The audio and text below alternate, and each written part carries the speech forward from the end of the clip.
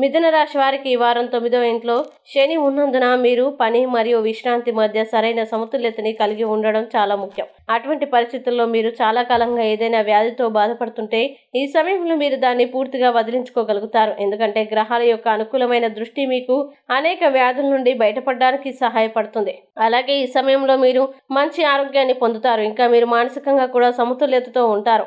ఈ సమయంలో మీ ఆహారపు అలవాట్లు మరియు రోజువారీ జీవన శైలి కూడా మెరుగుపడుతుంది. అలాగే ఈ వారం కొన్ని శుభకార్యాలు చేసే అవకాశం కూడా ఉంది. దీనిపై మీరు చాలా డబ్బు ఖర్చు చేస్తారు, కానీ మీ డబ్బు ఇప్పటికే పేరుకుపోవడం ద్వారా మీ ఖర్చుల ప్రభావం మీ ఆర్థిక పరిస్థితిని ఏ విధంగానూ ప్రభావితం చేయదు. అలాగే ఈ వారంలో వారి కుటుంబ సభ్యులతో సయోధ్య కోసం తమ వంతు ప్రయత్నం చేస్తున్నారు. ఇందులో వారు కూడా పూర్తి విజయం సాధించే అవకాశం ఉంది. తత్ఫలితంగా వారు కుటుంబంతో మంచి సమయాన్ని గడపడానికి మరియు దేశీయ సమస్యలపై వారి సలహాలను ఇవ్వడానికి అవకాశం ఉంటుంది.